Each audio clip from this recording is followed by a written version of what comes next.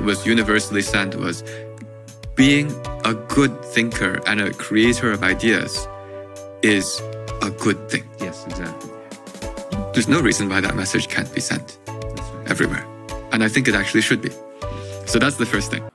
All right. Before we start the discussion, I just want to give a shout out to Greg Foreman of the Black Conservative Perspective. I just want to say you're doing a great job, man. All right. So for the purposes of this discussion, I will only be talking in the context of the high school level. I wanted to talk about what school has become and how students have come to be conditioned like zombies. Grades. Though I know that this is not a new thing. It seems that one way the students and teachers, and even parents for that matter, look at school is this. The state, the government has set up this system where they force you to go to this prison, otherwise known as school. And the only way to get out of this prison is to get passing grades and pass mandatory state tests like the NJSLA. The teacher's job then becomes to act as a savior to the students and get them through the prepared curriculum in order to pass this state-mandated test. Yet teachers know that grades allow them to also possess this type of authority, but the students don't do their work and misbehave in class anyway. This system not only shackles the students, it also shackles the teachers because they feel they might be fired if they don't present their curriculum given so that a minimum number of students pass the test.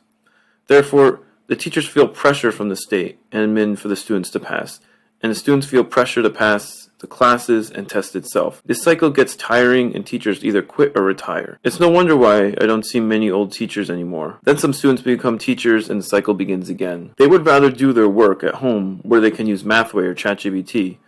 Students complete the assignment by any means possible, even if they don't understand, because they are afraid of getting stuck in jail, getting left behind, in other words. As a personal example, when the general ed teacher was out for her class, she left them a Savas assignment. Knowing that they would misbehave in class again, I offered them to do a project as an alternative. Almost all the students chose to do a boring Savas assignment instead. How sad, how tragic.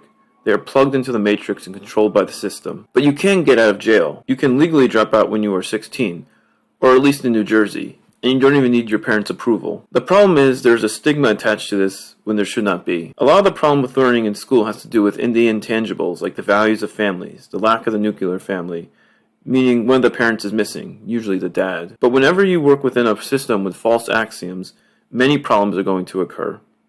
Whenever you create a system where you force people to do something, the system usually fails. Do people ever ask themselves the fundamental question of why we need such academically inclined school in the first place? Let me give you a personal example. I recall walking down the street in my neighborhood watching some guys build houses. I tried talking to them, but their English was not good.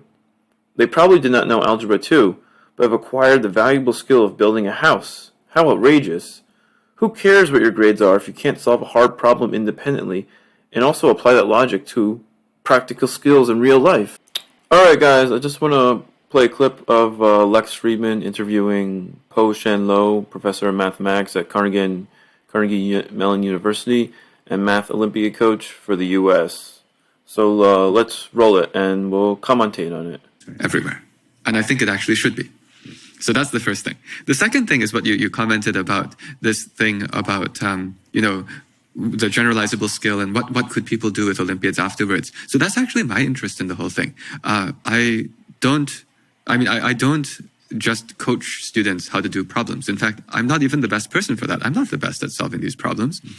There are other people who are much better at making problems and teaching people how to solve problems. In fact, when I was, when the Mathematical Association of America, which is the group which is in charge of the U.S. participation in these Olympiads, when they were deciding whether or not to put me in back in 2013 as the head coach, I had a conversation with their executive director where I commented that we might do worse. Because my position was, I actually didn't want to focus on winning. I said, if you're going to let me work with 60 very strong minds as picked through this system, because the coach gets to run a camp for these students. I said, I'm actually not going to define my success in terms of winning this contest. I said I wanted to maximize the number of the students that I read about in the New York Times in 20 years.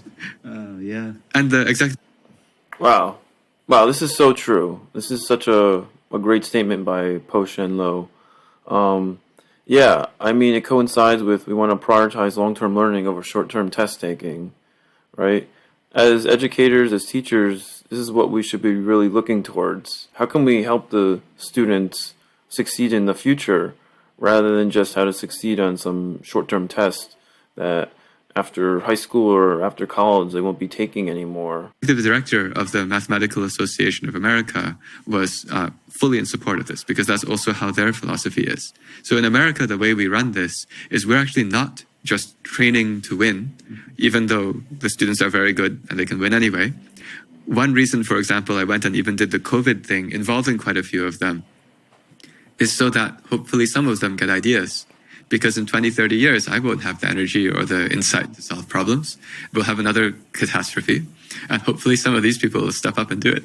And ultimately have that long-term impact. I wonder if this is scalable to, because that's such a great metric for education, not how to get an A on the test, but how to be on the cover of the New York Times for inventing something new.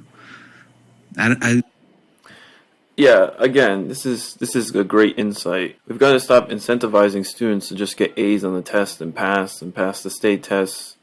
We really want to look towards prioritizing long-term learning over short-term test taking. It is ultimately so much more valuable, right? And you really have to hold true to that. And despite all the mandates by the state or admin, we have to try to adhere to that principle as much as possible because we know it's going to benefit the students so much more.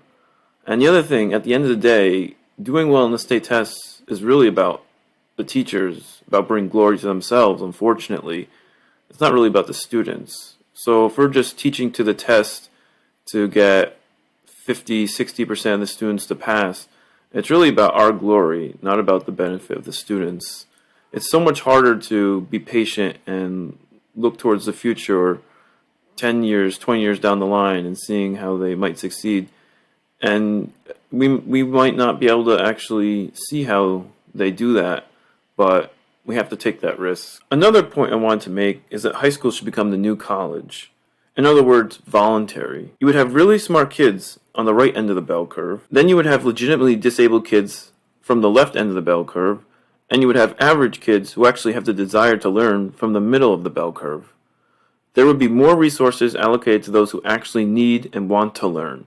For those who do not want to go to school, perhaps somehow the state can provide them with jobs. In accordance with this, teachers need one research or collaboration day a week, with the rest of the 4 being teaching days.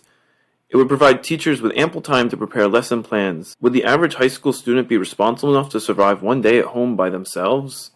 What do you guys think? Please comment. Education is more about the person than the product. The problem is some people try to equate the two, implying that we program kids like computers. Our products were the words spoken at a high school graduation I attended by some higher admin as referring to the graduating students. I was shocked to say the least. What is the purpose for school? You have to ask yourself then, what is the purpose for school? Or at least, what has become the purpose for school?